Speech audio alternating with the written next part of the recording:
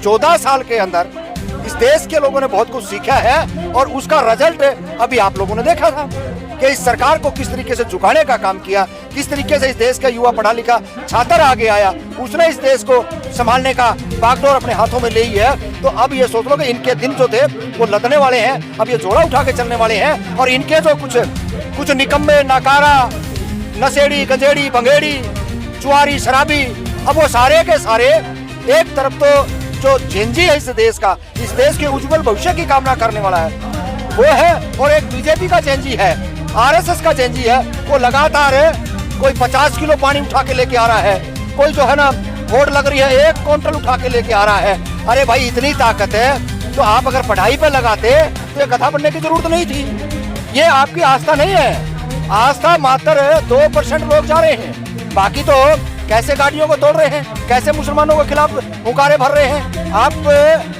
BJP के बहकाए हुए रास्ते पे जाकर के सर एक चीज है, बहुत सारे लोग जो हिंदू धर्म को मान रहे हैं, सनातन को मान रहे हैं, वो तो जा ही रहे हैं, लेकिन SC ST वर्ग का जो OBC का जो वर्ग का युवा है वो भी उसमें जा रहा है। एक और अनोखी चीज़ हमको देखने को मिली कि वो जय भीम का झंडा लगा के और बाबा साहेब का झंडा लगा के और वो कांवड़ लेके आ रहे हैं। उनके विषय में आप क्या कहना चाहेंगे सर? उसमें तो सबसे ज़्यादा सम्मिलित यही सामान लिपटा हुआ है। देखिए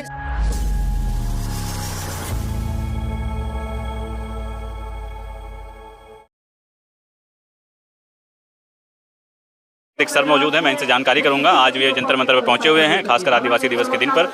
सर कैसे देखते हैं, आदिवासी दिवस है आज और काफ़ी सारे लोग प्रोटेस्ट कर रहे हैं अपने हकों की मांग को भी लेकर, कैसे देखते हैं, क्या कहना चाहेंगे इसमें? देखिए इस देश का आदिवासी हमेशा संघर्षरत रहा है और आज भी अपनी जो आजीविका है, अपना जो जीने का ढंग है वो आज भी बरकरार है। लेकिन वर्तमान की जो सरकारें, चाहे वो पीछे की सरकारें हो चाहे वर्तमान की सरकार हो, सरकारों का ध्यान वनों की तरफ नहीं गया, वनवासियों की तरफ नहीं गया, आदिवासियों की तरफ नहीं गया।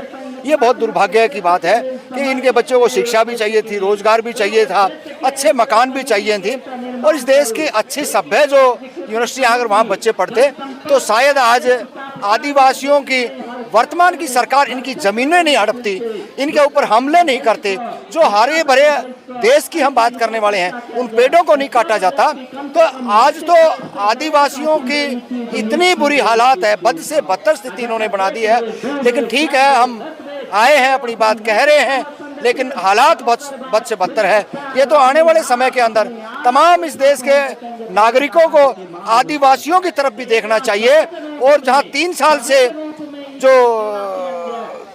झगड़ा चल रहा है वहाँ पर भी उनकी नज़र होनी चाहिए।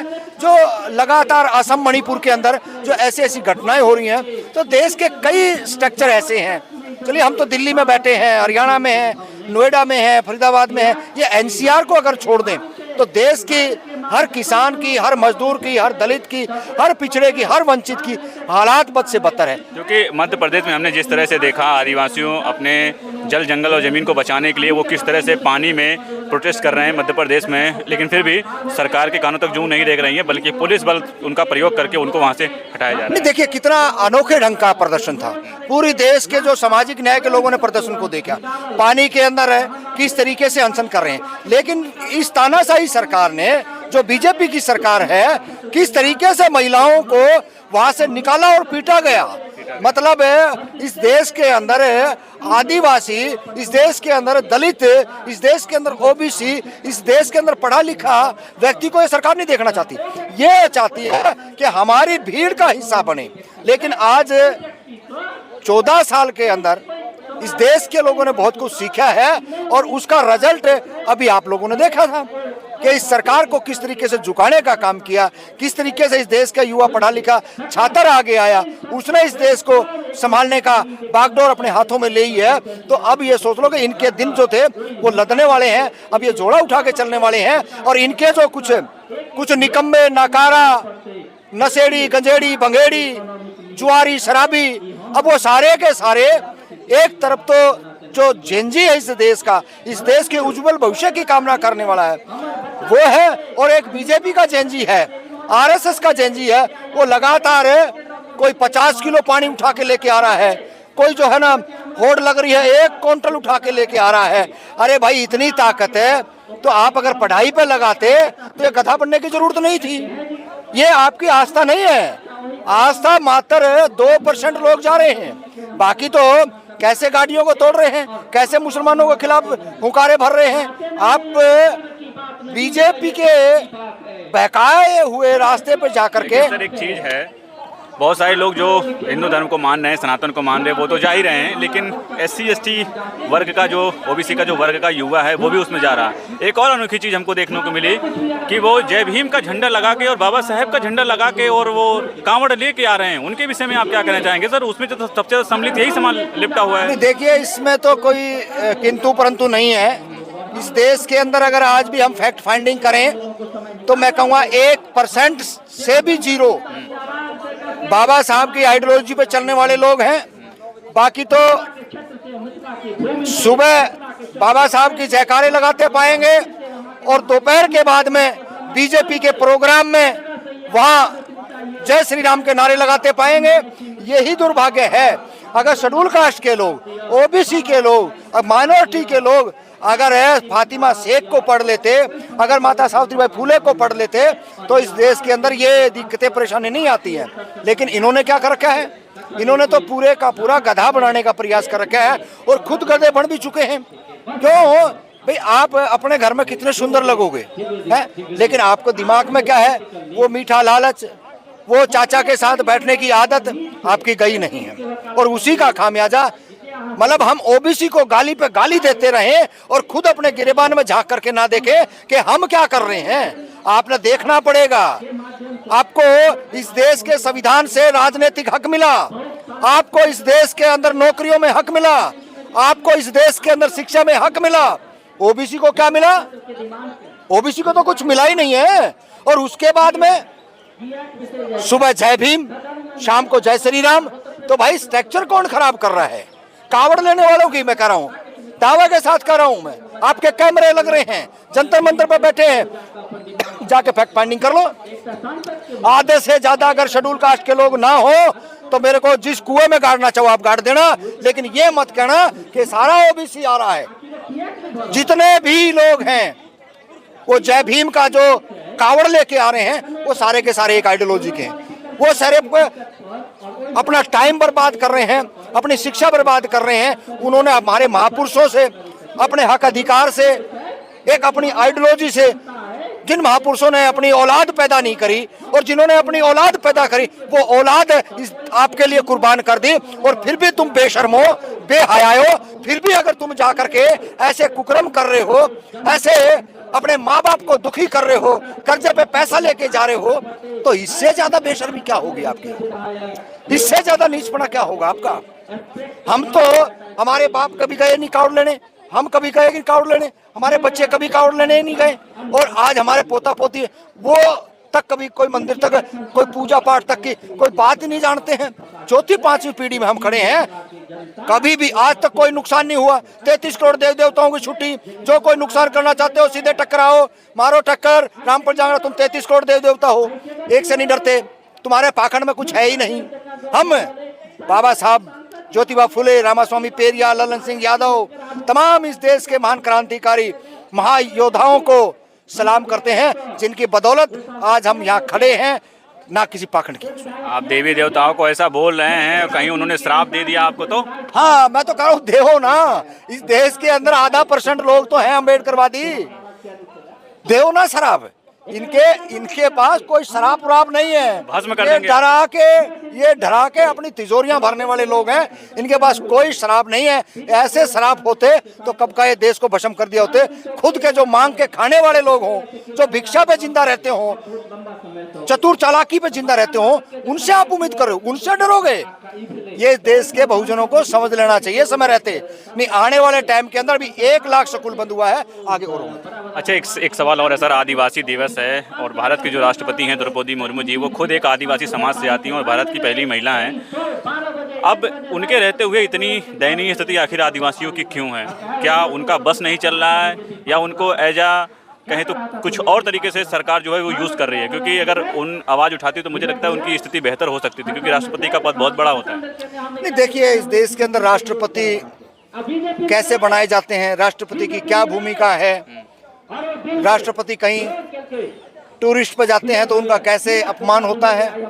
और आदिवासी महिला आज जो कि उसने कम से कम भी 1 घंटे का समय निकाल करके देश को संबोधित करना चाहिए था, लेकिन दुर्भाग्य है कि कैसे करे। जन जंगल जमीन पे कब्जा अडानी अंबानी का है, सत्ता में नकारा लोग बैठे, हत्यारे बलात्कारी लोग बैठे हैं, तो उसको कौन बोलने देगा? वो तो दलित महिला है, उसको कोई नहीं बोलने देगा। वो तो सिर्फ बनाई गई है। जैसे हम खेत में हमारा एक पुतला बनाते हैं जिससे जानवर को, इंसान को डर लगे, वो डराने के लिए, वो डरा तो देता है, लेकिन हमारे देश की राष्ट्रपति जी माफी के साथ कह रहे हैं कि आपको भूलना चाहिए, नहीं तो एक गवर्नर चला गया सतपाल मलिक, आपने भी जाना है, हमने भी जाना है, लेकिन देश की जनता आपको कोसती रहेगी, आपको टोकती रहेगी, आपको बोलती रहेगी। समय है, आज आप उस कुर्सी पर बैठे हो, शायद कल मौका मिले ना मौका, लेकिन आज कुछ कर देना चाहिए, अच्छा कर देना चाहिए। अरे आपसे अच्छा तो अब्दुल कलाम था, जो इस देश के अंदर एक मिसाइल बनाकर चला गया और सब कुछ देकर चला गया इस देश को।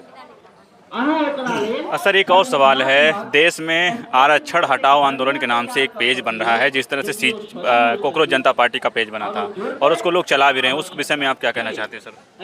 देखिए, आरक्षण हटाने वाले जो गाय गोबर की पैदाइश हैं, उनके बस का कुछ नहीं है। वो लोगों को भड़का सकते हैं, वो लोगों को लड़वा सकते हैं। जब आरक्षण की बात आएगी तो फैक्ट बैठकर बात करें, बच्चों को गुमराह ना करें, कॉपी पेन लेकर के आएं, जहां समय हो वहां बताएं, डिस्कशन करें। अरे निकम्मो, अरे नालायको, अरे बेशर्मो, 55% खा रहे हो। एससी का, ओबीसी का तो है ही नहीं, उसमें कितना है? 7.5%, 15%, 27%, और उसके बाद में आप कह रहे हो कि इसको बंद करो। हम तो कह रहे करो जल्दी, तुम्हारी हिम्मत और हैसियत और औकात है तो, लेकिन आप कर नहीं पाओगे। क्यों? जितने माल मलाई पदों पे बैठे हो, सुप्रीम कोर्ट के अंदर जो कॉलेजियम सिस्टम आपका चल रहा है, जो बड़े बड़े पद हैं उनके ऊपर आपका कैसे कुंडली मार करके बैठे हो। ये तमाम आज का युवा, आज के बच्चे, आज के दलित, आज के पिछड़े देख रहे हैं और समझ रहे हैं। और अब EWS ले लिया, अब भी आपको शर्म नहीं आ रही है। 216 बच्चे ओबीसी के फेल करे, 211 बच्चे शेड्यूल कास्ट के फेल करे, EWS के 218 बच्चे पास कर रखे हैं। अभी का रिजल्ट है ये। तो आप क्या समझ रहे हो? देश की जनता को, दलितों को, पिछड़ों को मूर्ख है। अब आप किसी भी तरीके से आ जाना, आरक्षण पे, रिजर्वेशन पे आपको मुक्की खानी पड़ेगी, और इसके सिवाय आपके पास कुछ नहीं है। अब तो हम इतने पढ़ लिख गए हैं और इतनी ताकत में आ गए हैं और इतनी समझदारी से आ गए हैं कि आपने जो जंतर मंतर का आंदोलन था, उसको देखते हुए आपने ये बीड़ा उठाया। अरे हम तो जात पात की करो विदाई, हम तो सबके भाई भाई, वो हिंदू वाले भाई नहीं है जो एक बाबा घूम रहा था, वो नहीं है। हम तो खुद करे हैं, करो जात पात की विदाई, लाओ आपके बच्चों को, हमारे बच्चों को एक स्कूल में, तब पता चलेगा ना। आपका तो मॉडल स्कूल में बच्चा पढ़े, हमारा बच्चा जिस स्कूल में सरकारी टीचर भी नहीं है, 10वीं तक का स्कूल में 5 टीचर, हमारा बच्चा उसमें पढ़ेगा, और फिर कहते हैं आरक्षण क्यों करो। ये बेशर्मों का अकल जल्दी ठिकाने आ जाएगी, कोई घबराने की डर नहीं। लेकिन SC ST के जो युवा हैं, वो इतनी दिक्कतों का सामना करने के बावजूद, अभी हमने उत्तराखंड में एक न्यूज़ देखी कि एक दलित बच्चे ने फ्लाइंग टैक्सी बनाई है और उसका उसने सफल परीक्षण कर लिया है। अभी बहुत सारे परीक्षण करने बाकी हैं, लेकिन उसका हौसला, उसका जज्बा, वो आखिर दलित समाज से ही तो युवा है जिसको इतना सताया जाता है, इतना प्रताड़ित किया जाता है, और कहते हैं कि आरक्षण लेने वाले हैं, उसने किस तरह से एक फ्लाइंग टैक्सी बना दी है। हाँ देखिए, मैंने खुद देखा है उस बच्चे को और बहुत अच्छा लगा। बच्चों में हुनर है, लेकिन मौका नहीं दिया। अगर मौका मिलता तो शायद ये सोने की चिड़िया देश, भारत देश था। हमारे महापुरुषों के राज में जहाँ जहाँ जिस रास्ते से जाते थे, छायादार पेड़ होते थे, फलदार पेड़ होते थे, आने जाने के कन्वेंस हमारे थे, बहुत बड़े बड़े साम्राज्य खड़े किए गए। लेकिन आज आपने सब कुछ कुंडली मार के बैठे हो, तब भी आपसे कुछ नहीं बन रहा है। आज भी जो भी कोई बड़ा आविष्कार होता है या तो मोमडन करते हैं या इस देश का दलित करता है या ओबीसी करता है। ये चुटियाधारी, जनेऊधारी, तिलकधारी, भगवाधारी, इनको समझ लेना चाहिए। आज भी इतनी चोरी, ठगी, बेईमानी, मकारी करने के बाद भी आप हमारे पायदान तक नहीं पहुंच सकते। ये जो छल कपट है, इससे आप कहीं भी हमला हम पर कर दो, ये एक अलग विषय है। चलिए, धन्यवाद। कोई और संपर्क अभियान साप्ताहिक ही सही, क्योंकि 5 दिन 6 दिन तो हम अपने परिवार और कुटुंब निर्वाह के लिए आपको उपार्जन का काम करते हैं। तो एक दिन 6 घंटे 3 घंटे अपने अपने क्षेत्र में ही सही, वो एक छोटे नहीं, अभी सवाल करने लगे ना। अभी उनको 3000 साल हमारा अपमान, सिर पे पोटी उठाना, उनके बर्तन साफ करना, उनके घरों की सफाई करना, मतलब आवाज